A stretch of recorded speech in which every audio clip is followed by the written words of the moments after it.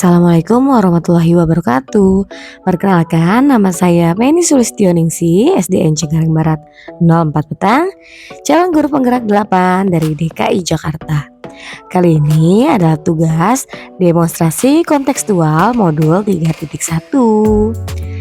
Salam guru penggerak, tergerak, bergerak, menggerakkan.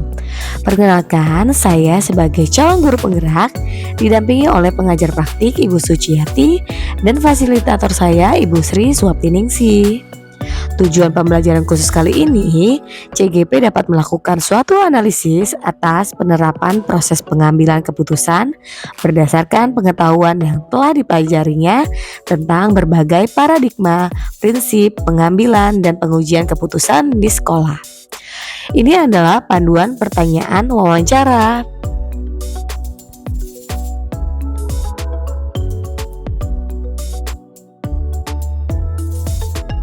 Berikut ini adalah wawancara saya dengan Ibu PD MPDK, Kepala Sekolah SDN Cengkareng Barat 04 Petang.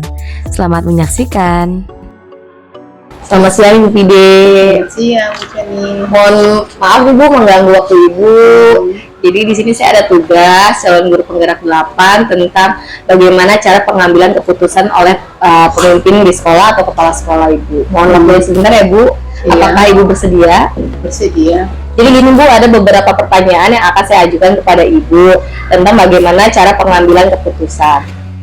Yang pertama, selama ini bagaimana Ibu dapat mengidentifikasi kasus-kasus yang merupakan dilema etika atau bujukan moral. Jadi ada beberapa situasi kasus di sekolah Bu tentang dilema etika nih Bu, antara yang ini benar tapi ternyata di satu sisi juga kita merasa benar juga gitu Bu. Ada nggak sih Bu kasus-kasus seperti itu di sekolah Bu? Ada, yang pasti ada kasus yang seperti ini. Di satu sisi kan jadi dilema, tetapi di satu sisi kan sebagai kepala sekolah, saya itu ada rasa kemanusiaan gitu. Jadi saya sebagai kepala sekolah harus mempertimbangkan. Jadi ada masukan-masukan dari teman-teman guru dan Ibu pun meminta masukan dari mereka, dan juga masukan itu pun saya pertimbangkan dulu. Nah, jadi kita harus mengambil yang prioritasnya bagaimana. Jadi bukan hanya dengan keputusan Ibu, tetapi demi keamanan dan kenyamanan di semua pihak, baik itu dari guru maupun dari pihak kepala sekolah. Jadi mempunyai kepentingan yang sama gitu. Oh, jadi pasti di sekolah ada ya Bu kasus-kasus dilema etika itu ya Bu? Ada. Jadi selama ini bagaimana Ibu menjalankan pengambilan keputusan di sekolah nih Bu? Terutama untuk kasus-kasus di mana ada dua kepentingan yang sama-sama benar tadi Bu. Jadi dua-duanya mengandung nilai kebajikan, nilai yang benar gitu Bu. Gimana sih Ibu menjalankan itu dalam pengambilan keputusan? Itu saya dalam mengambil keputusan itu, saya minta pendapat dari guru-guru, terutama yang guru senior gitu. Seperti kan mengenai kasus Pak Ahmad itu, saya harus minta pendapat dari guru senior seperti Bu Dwi dan Pak Ojat. Mereka kan yang sudah senior, sudah lama di sini, mengetahui bagaimana kedudukan Ahmad di sekolah ini. Jadi saya minta pendapat dari mereka bagaimana Ahmad itu kok bisa diterima di sekolah ini. Jadi saya tidak mengambil keputusan sendiri. Saya minta masukan-masukan dari guru senior saya. Itu kasusnya Ahmad tuh seperti apa ya Bu? Dia penjaga sekolah, terus kenapa gitu Bu? Apa tidak boleh kerja di sini atau seperti gimana? Kalau mengacu dari peraturan pemerintah, sekolah kita ini kan hanya 9 rombel. Jadi penjaga sekolah itu atau caraka itu cukup hanya satu saja. Sementara di sini kan sudah ada Temdik, yaitu Pak Supri. Nah, ada lagi Pak Ahmad. Nah ini kemarin saya diminta oleh dinas untuk menerangkan kenapa sampai Ahmad ada di sini. Nah oleh karena itu saya menyampaikan kepada dinas kemarin bahwa sekolah kita ini kan 3 tingkat, nggak mungkin cukup hanya 1 penjaga sekolah. Dan kemudian Ahmad ini kan sudah lama di sini, kurang lebih 5 sampai 6 tahun. Lagi ya anaknya juga orangnya kerjanya rajin, cepat untuk mengambil pekerjaan apapun ya cepat. Jadi ada lagi rasa kemanusiaan gitu, namanya juga kan kerja untuk kebutuhan keluarga.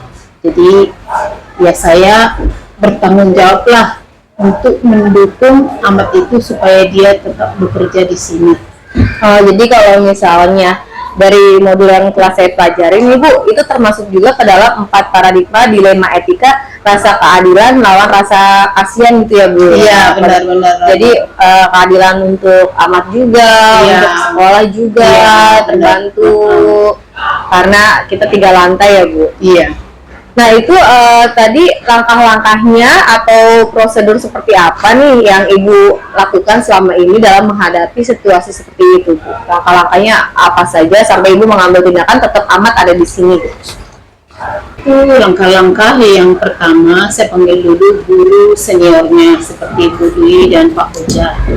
Kenapa kok sampai Ahmad bisa hadir di SD 04 ini, padahal kan sudah ada penjaga sekolah 1.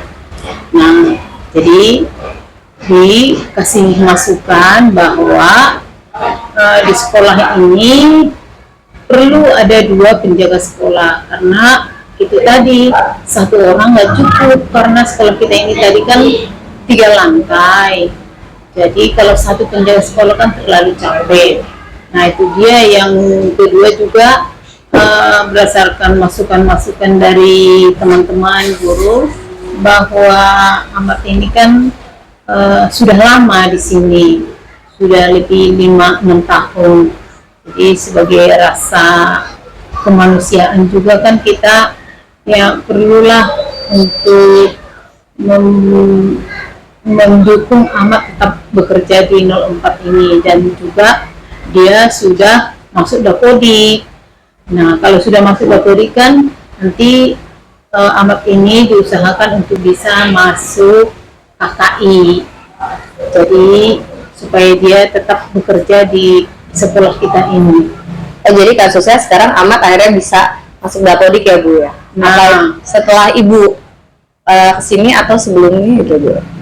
Sebelum Ibu kesini ya dia sudah masuk Dapodik. Karena menurut Bu Dwi sebagai guru senior, dia sudah masuk Dapodik zamannya kepala sekolah sebelum Ibu, yaitu Pak Slamet. Jadi akhirnya Ibu pertahankan ya Bu? Iya. Jadi penjaga sekolah kita tetap 2 ya Bu? Iya.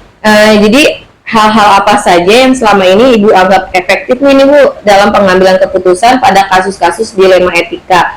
Apa misalnya tadi pemanggilan guru senior, guru-guru, apakah itu Ibu anggap hal yang efektif untuk pengambilan keputusan pada kasus-kasus dilema etika? Iya, itu Ibu anggap efektif berdasarkan masukan-masukan dari mereka, karena mereka kan sebelum ini Ibu di sini, mereka itu sudah melihat kinerjanya Ahmad ini, bagaimana sepak terjangnya Ahmad ini pertama di sini, dan setelah Ibu pun masuk di sini, Ibu ya tetap harus mempertahankan dia karena dia pun kerjanya bagus, kemudian dia punya ide-ide yang bisa dituangkan di sekolah gitu ya, ya. Kayak apa hiasan-hiasan, misalnya memperbaiki taman, kita pun tidak suruh, tetapi dia inisiatif dia sendiri gitu. Jadi kan orang-orang yang seperti ini kan perlu dipertahankan lah ya, Bu, ya. dipertahankan, supaya kita kasih motivasi supaya idenya lebih baik lagi dari sekarang ini. Pasti selain kasus Ahmad tadi, Ibu pasti ada ya, Bu, ya, beberapa kasus-kasus yang juga menurut Ibu dilema buat Ibu. Ya, banyak. Seperti kasus-kasus guru juga ada. Nah, misalnya nih, guru disuruh mengajar misalnya kelas tinggi, enggak Bu, saya maunya di kelas rendah. Nah, jadi bagaimana supaya guru ini nyaman, ya Ibu panggillah secara tatap muka. Juga mengenai kasus antara guru dengan orang tua. Nah, menurut orang tua ini guru ini terlalu galak, padahal sebenarnya bukan galak, disiplin yang ditegakkan. Nah, jadi ibu memanggil guru tersebut dan dikasih masukan supaya perasaannya tidak tersinggung, dan kepada orang tua juga bahwa guru itu sebenarnya kita sampaikan bahwa guru itu tidak galak tetapi mendisiplinkan anak. Nah, jadi ya kasus-kasus seperti ini bagaimana supaya keputusan-keputusan ini baik untuk semuanya menurut Ibu. Baik terutama untuk peserta didik ya, Bu, ya. Pasti Ibu mau mengedepankan gimana peserta didik ya, Bu. Iya, betul. Dan juga kenyamanan guru-guru di sekolah. Iya. Jadi ada banyak ya, Bu, tantangannya ya, Bu. Jadi hal-hal apa saja yang selama ini merupakan tantangan Ibu untuk Ibu dalam pengambilan keputusan-keputusan tadi, Bu, pada kasus dilema etika. Kira-kira pasti banyak ya, Bu, tantangannya apa aja tuh, Bu? Kalau misalnya dari dinas ya, mengenai kasus Ahmad, ini bahwa menurut aturan pemerintah memang harus satu, karena terdiri cuman 9 rombel. Kalau ada 10 boleh lebih dari satu, tetapi itu lagi kembali kepada rasa kemanusiaan kita itu, bahwa satu orang itu terlalu capek. Jadi ibu berusaha untuk mempertahankan Ahmad ini supaya dia tetap bekerja di sini, dan dia pun mempunyai pekerjaan juga, dia kan sebagai kepala keluarga. Nah, itu tadi dari segi kemanusiaan itu tadi, kita kan memaklumi bahwa seorang kepala keluarga kan, apalagi dia sudah punya anak, sangat butuh pemasukan buat keluarga. Itu kalau dari segi kasus Ahmad ya, Bu. Tapi kalau misalnya kasus-kasus tadi orang tua dengan guru itu tantangan buat Ibu apa? Nah, memang itu tantangannya itu saya sudah sampaikan, tetapi tidak memuaskan semua pihak. Nah, ya kan, saya sudah kasih sampaikan kepada orang tua bahwa guru A itu galak. Nah, kemudian dari guru si B ini pun saya juga tidak mungkin menyalahkan dia di depan orang tua. Ibu tetap membela guru, biar bagaimanapun itu kan guru saya.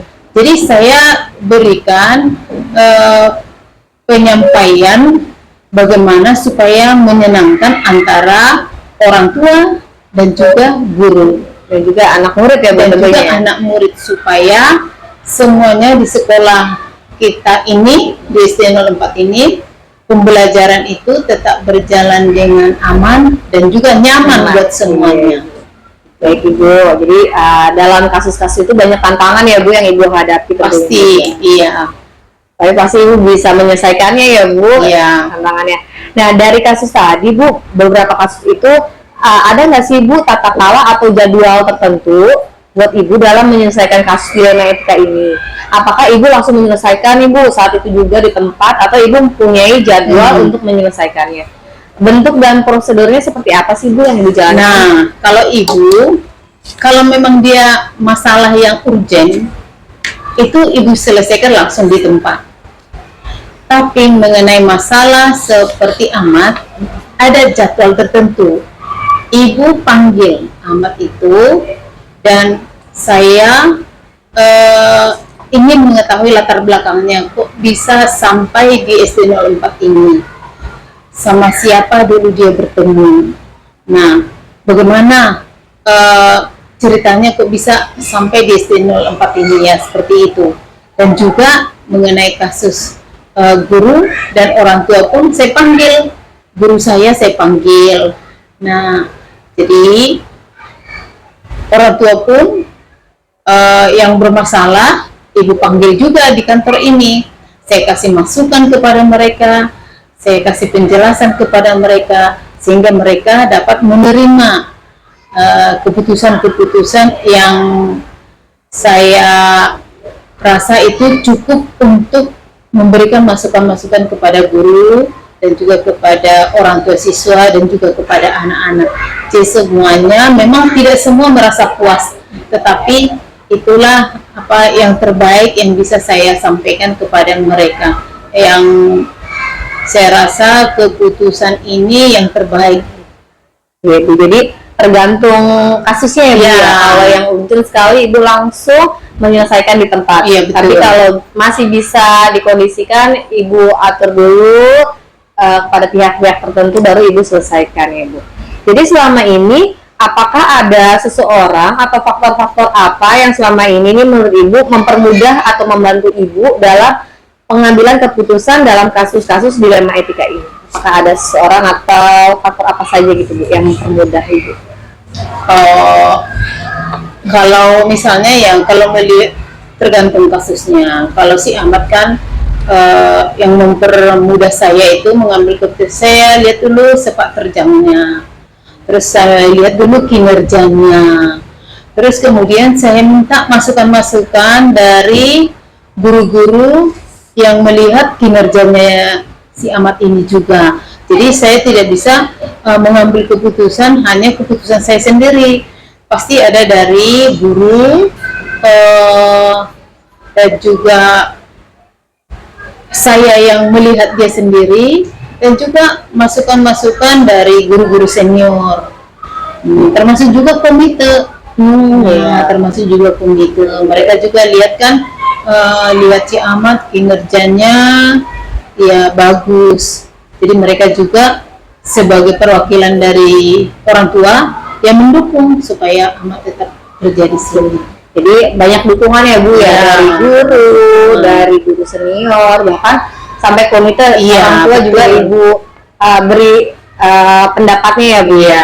Jadi kalau dari modul yang saya telah pelajari, ada prinsip penyelesaian dilema ini, Ibu berarti berpikir berbasis rasa peduli gitu ya, Bu. Iya, betul, rasa ya, kemanusiaan kita.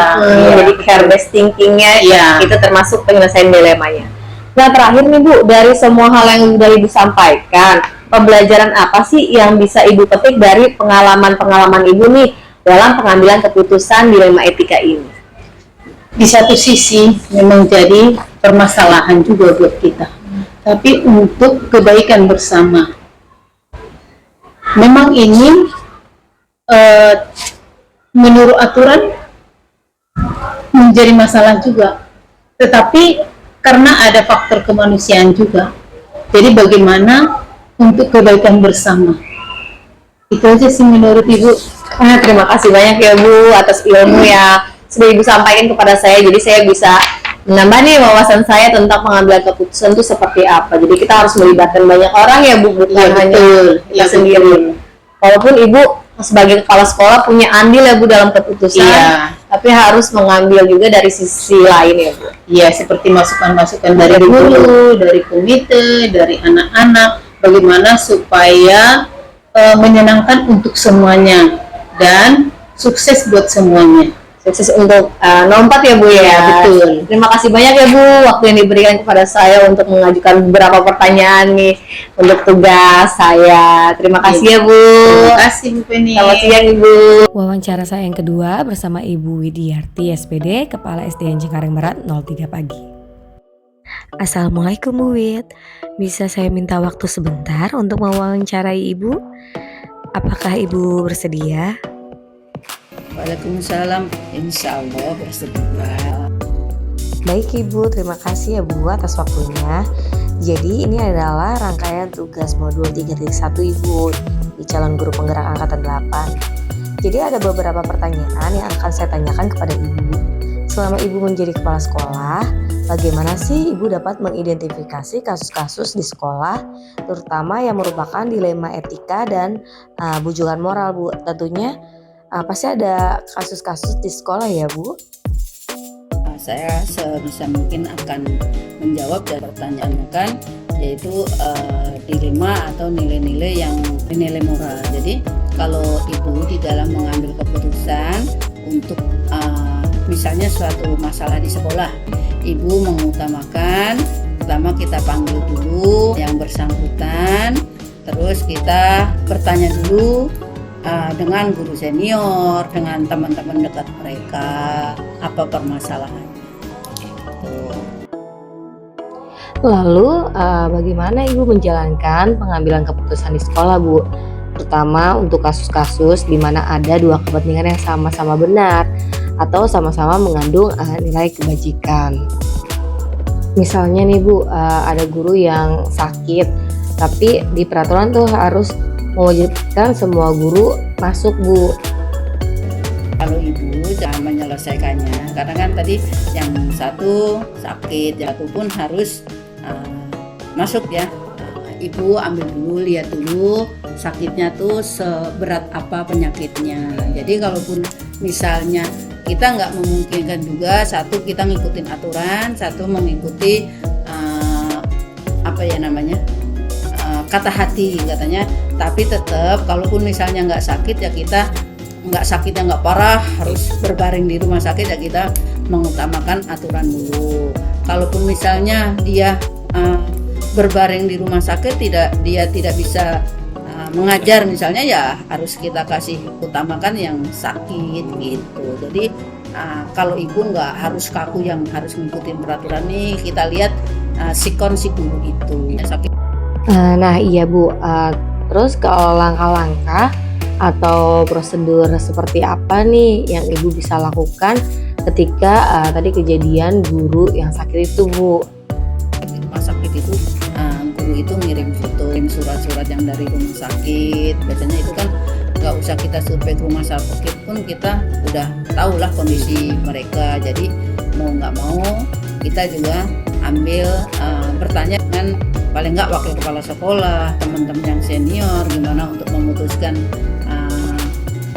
keputusan yang harus Ibu ambil.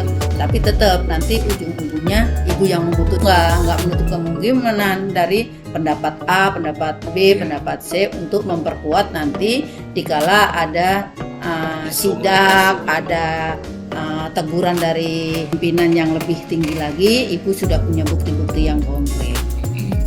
Ibu kalau ngikutin tetap acuan kita kan aturan, tapi tadi tentu yang sebagaimana dengan kondisi guru yang misalnya sakitnya berat, jadi Ibu tetap utamakan mana sih yang sangat urgent. Kalau itu nggak bisa hadir ya sudah, misalnya ada resiko yang harus Ibu tanggung, yang penting Ibu punya bukti-bukti dia ada dari rumah sakit, foto-foto, terus rekam jejak dia sebelumnya kan mesti apa sering masuk rumah sakit, itu Ibu akan mencari tahu dari situ juga. Oh seperti itu ya Bu. Terus hal-hal apa saja sih Bu yang selama ini Ibu anggap tuh efektif dalam pengambilan keputusan pada kasus-kasus dilema etika ini?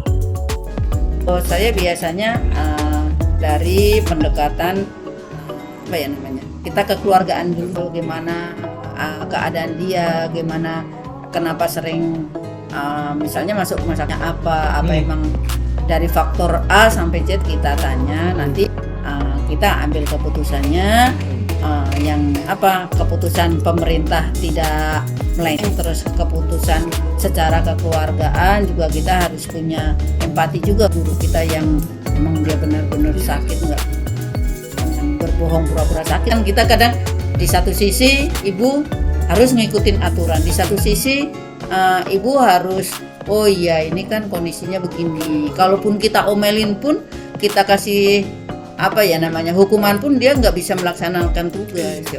Yang penting ada bukti-bukti lengkap bahwa guru itu misalnya sedang berbaring di rumah sakit. Lalu nih Bu, hal-hal apa saja sih Bu yang selama ini merupakan tantangan dalam pengambilan keputusan pada kasus-kasus dilema etika? Atau selain kasus tadi, apakah ada kasus lain ya Bu di sekolah itu? Kalau ketika ada permasalahan, kadang kan misalnya ada guru itu ekonominya kurang, diam-diam dia tanpa izin kepala sekolah dia di luar sambil ngobyek apa, itu kan dilema juga. Di satu sisi dia kekurangan ekonomi, di satu sisi kita harus menegakkan aturan, permasalahan juga yang ada di sekolah. Apakah Ibu memiliki sebuah tata kala atau ini Bu jadwal tertentu gitu dalam sebuah penyelesaian kasus dilema etika ini? Apakah Ibu langsung menyelesaikan di tempat atau Ibu tuh memiliki sebuah jadwal Bu untuk menyelesaikannya? Terus bentuk atau prosedur seperti apa yang Ibu jalankan?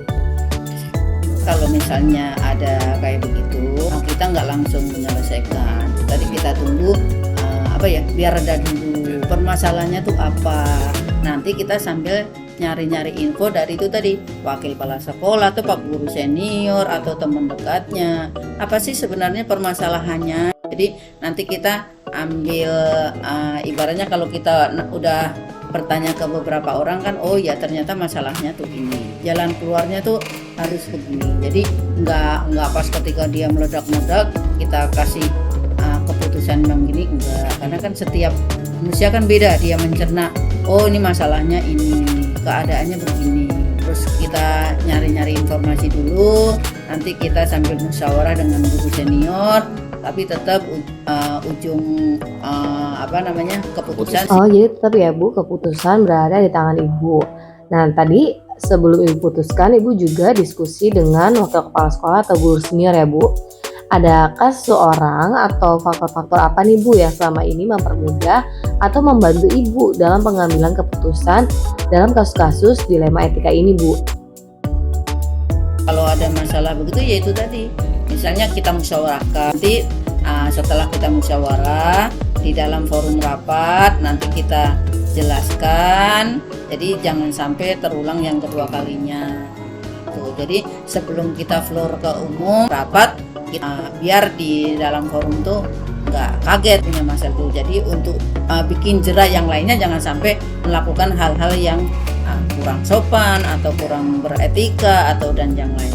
Terakhir nih Bu, dari semua yang Ibu sampaikan nih, pembelajaran apa yang dapat Ibu petik dari pengalaman Ibu mengambil keputusan dilema etika ini? Setelah itu nggak bisa langsung kita ketok palu sendiri, mempunyai teman senior, wakil kepala sekolah, bisa mungkin mereka atau beliau-beliau itu kita libatkan. Bukannya kita nggak bisa memutuskan, tetap kalau kita putuskan setelah itu benar sekali. Kalau kita udah ada pemasukan dari teman-teman, oh ya begini nanti tindak lanjutnya begini keputusannya. Oh seperti itu ya Bu. Ya Bu, terima kasih ya Bu atas jawaban terhadap pertanyaan yang telah saya berikan. Semua yang di-sharing sama Ibu jadi menambah ilmu dan wawasan saya nih Bu terhadap proses pengambilan keputusan. Sekian dari saya Bu. Wassalamualaikum warahmatullahi wabarakatuh. Sekian tugas demonstrasi kontekstual modul 3.1 wawancara dengan 2 kepala sekolah tentang pengambilan keputusan. Thank you for watching. Bye-bye.